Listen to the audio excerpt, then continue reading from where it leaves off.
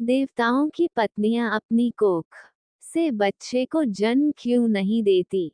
मित्रों, इस सृष्टि का हर जीव मां के गर्भ से ही जन्म लेता है। परंतु आपको ये जानकर हैरानी होगी कि किसी भी देवता की संतानों का जन्म उनकी पत्नियों के गर्भ से नहीं हुआ है। अब आपके मन में यह सवाल उठ रहा होगा कि आखिर ऐसा क्यों?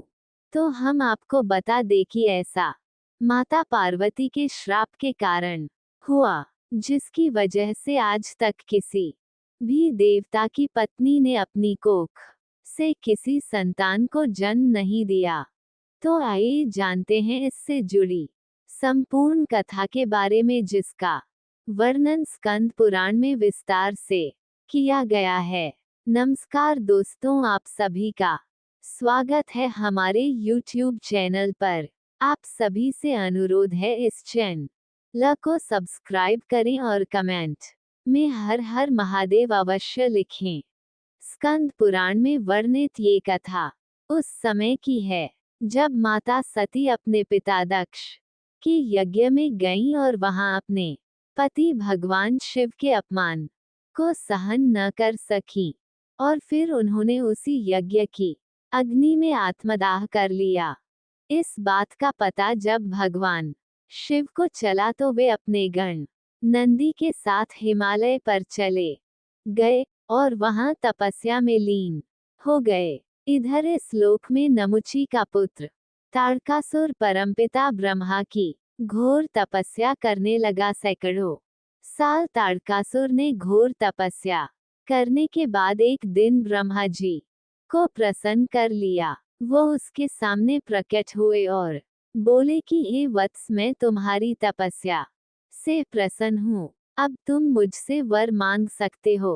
परमपिता ब्रह्मा जी की बातें सुन कर ताड़कासुर बोला, प्रभु, यदि आप मुझ पर प्रसन्न है तो अमर और अजर होने का वरदान दीजिए। तब ब्रह्मा जी बोले, यहाँ कोई अमर नहीं हो सकता, क्योंकि इस संसार में जिसने भी जन्म लिया है उसकी मृत्यु अटल है। ब्रह्मा जी के मुख से यह बातें सुनने के बाद ताड़कासुर बोला, प्रभु, तब मुझे वर दीजिए कि मुझे शिव जी के पुत्र के अलावा कोई भी नहीं मार सके और मैं अजेय रहूं। उसके बाद ब्रह्मा जी तथास्तु कह कर वहां से अंतर ध्यान हो गए। मित्रों, दरअसल ताड़कासुर ने ऐसा वरदान इसलिए मांगा क्योंकि वह जानता था कि देवी सती के आत्मदाह कर लेने के बाद भगवान शिव कभी भी विवाह नहीं करेंगे, और वह जब विवाह नहीं करेंगे तो उनका पुत्र कहाँ से होगा। लेकिन वह ये नहीं जानता था कि समय आने पर उसकी भी मृत्यु अवश्य होगा। विस्मयादिबोधक चिन्ह। ब्रह्मा जी से वरदान मिलने के बाद ताड़कासुर असुर लोक लौट आया और वहां का राजा बन गया। फिर कुछ समय बाद वरदान के अहंकार में उसने पाताल लोक और परलोक को अपने आधिपत्य कर लिया। फिर ताड़कासुर ने देवता लोक पर आक्रमण कर दिया, लेकिन देवताओं के राजा मुचकिंद का सहारा लेकर ताड़कासुर को परास्त कर दिया। परंतु ताड़कासुर बार बार पर देव लोक पर आक्रमण करता रहा और अंत में देवलोक को भी अपने अधीन कर लिया। ताड़कासुर के हाथों पराजित होने के कारण देवता गण ब्रह्मा जी के पास पहुंचे और ब्रह्मा जी से बोले, हे परमपिता, आप ताड़कासुर से मेरी रक्षा करें। ठीक उसी समय आकाशवाणी हुई, देवताओं, तुम जितनी जल्दी हो पर्वत राज हिमालय के पास जाओ, वही तुम्हारी समस्या का समाधान कर सकते हैं। आकाशवाणी सुनकर सभी देवताओं को बड़ा ही आश्चर्य हुआ, परंतु सभी देवता बृहस्पति देव के नेतृत्व में पर्वत राज हिमालय के पास पहुंचे। फिर उन्होंने हिमालय से कहा, महाराज हिमालय, तुम समस्त पर्वतों के स्वामी हो, यश और गंधर्व तुम्हारा सेवन करते हैं। हम तुमसे कुछ निवेदन करने आए हैं। तुम्हें देवताओं की बात माननी चाहिए। तब पर्वत श्रेष्ठ हिमालय ने हंसते हुए कहा, हे विवान देख, तो मैं अचल हूँ, चल फिर नहीं सकता। ऐसी दशा में मैं आप लोगों की किस काम आ सकता हूँ। तब देवताओं ने कहा कि ताड़ का सुर के वध के लिए आप ही देवताओं की मदद कर सकते हैं। ये सुनकर हिमालय ने कहा कि यदि ताड़कासुर के संहार में मेरी सहायता आवश्यक है तो मैं पूछता हूँ कि आप किस उपाय से आप लोग ताड़कासुर का वध कर ना चाहते हैं, वह शीघ्र बतलाएं, क्योंकि वह कार्य मेरा ही है। तब देवताओं ने आकाश वाणी द्वारा कही हुई सब बातें कह सुनाई। फिर देवताओं ने कहा, गिरी राज, आप देवताओं का कार्य सिद्ध करने के उद्देश्य से भगवान शंकर के विवाह के लिए स्वयं की एक कन्या उत्पन्न करें। ये सुन हिमवान अपनी पत्नी मैना से बोले, सुमिति, तुम्हें एक श्रेष्ठ कन्या उत्पन्न करनी चाहिए। उसके कुछ दिनों बाद पर्वतों की रानी मैना ने बड़ी प्रसन्नतापूर्वक अपने गर्भ में कन्या को धारण किया। कुछ समय के बाद मैना के गर्भ से एक कन्या उत्पन्न हुई जो गिरिजा नाम से प्रसिद्ध हुई। उस समय देवताओं ने फूलों की बड़ी भारी वर्षा की। संपूर्ण त्रिलोकों में प्रसन्नता छा गई। मां सती गिरिजा का जब जन्म हुआ उस समय दैत्यों के मन में भय समा गया और देवता, महर्षि, चारण तथा सिद्धगण बड़े आनंद को प्राप्त हुए। उधर जब गिरिजा 8 वर्ष की हो गई तब एक दिन हिमवान अपनी पुत्री गिरिजा को भगवान शिव से मिलाने ले गए। भगवान शिव उस समय हिमालय की कंदराओं में अपने पार्षदों से घिरे हुए तपस्या में लीन थे। वहां पहुंचकर हिमवान ने मस्तक झुकाकर शिवजी को प्रणाम किया और बोले, हे प्रभु, आप गिरिजा के साथ प्रतिदिन अपने दर्शन के लिए आने की आज्ञा दें। परंतु भगवान शिव ने आज्ञा देने से मना कर दिया, लेकिन देवी गिरिजा के बार बार अनुरोध को वो ठुकरा ना सके और प्रतिदिन अपने दर्शन के लिए आने की आज्ञा दी। अब वे प्रतिदिन अपनी पुत्री के साथ उनका दर्शन करने लगे। इस प्रकार भगवान शिव की उपासना करते हुए पुत्री और पिता का कुछ समय व्यतीत हो गया, परंतु फिर भी देवाधिदेव महादेव अपनी तपस्या में लीन थे। ये देखकर देवतागण चिंतित हो उठे कि भोलेनाथ हिमकुमारी गिरिजा की ओर तो ध्यान ही नहीं दे रहे हैं, तो फिर ताड़कासुर का नाश कैसे होगा। इसी व्यथा में देवताओं ने पूर्ण विराम कामदेव को शिव जी की तपस्या को भंग करने के उद्देश्य से बुलाया।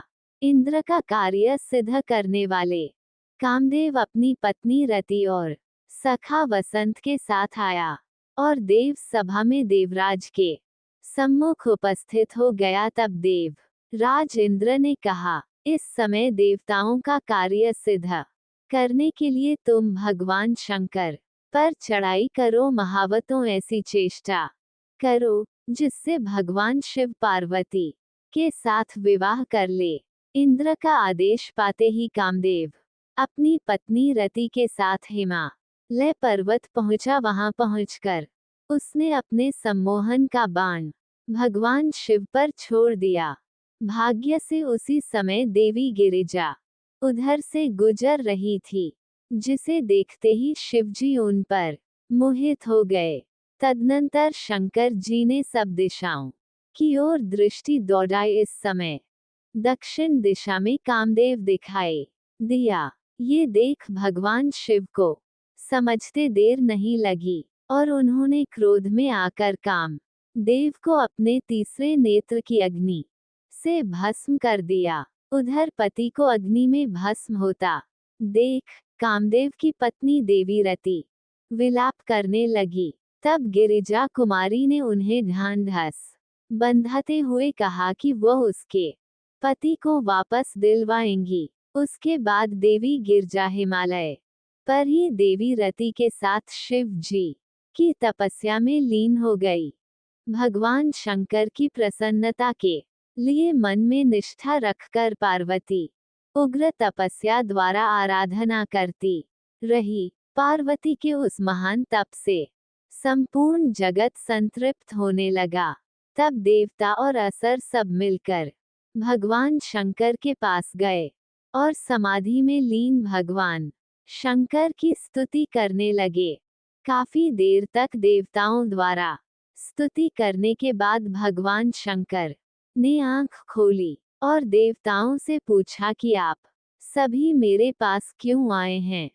तब देवताओं ने कहा, हे प्रभु, ताड़कासुर ने देवताओं को महान कष्ट पहुंचाया है।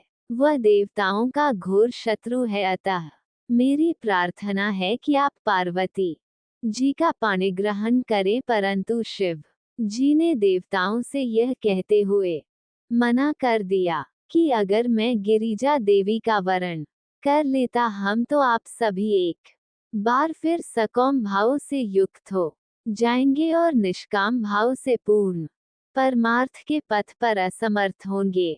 इसलिए मैंने सबके परमार्थिक कार्य की सिद्धि के लिए कामदेव को भस्म किया था। शिव जी के ऐसा कहने पर देवता निराश हो गए। उधर पार्वती देवी बड़ी कठोर तपस्या में लगी हुई थी। उनकी तपस्या से उन्होंने भगवान शंकर को जीत लिया और भगवान शंकर और देवी गिरिजा का विवाह संपन्न हुआ। विवाह के कुछ समय पश्चात देवी पार्वती और भगवान शिव एकांत में अपने महामिलन में लगे थे।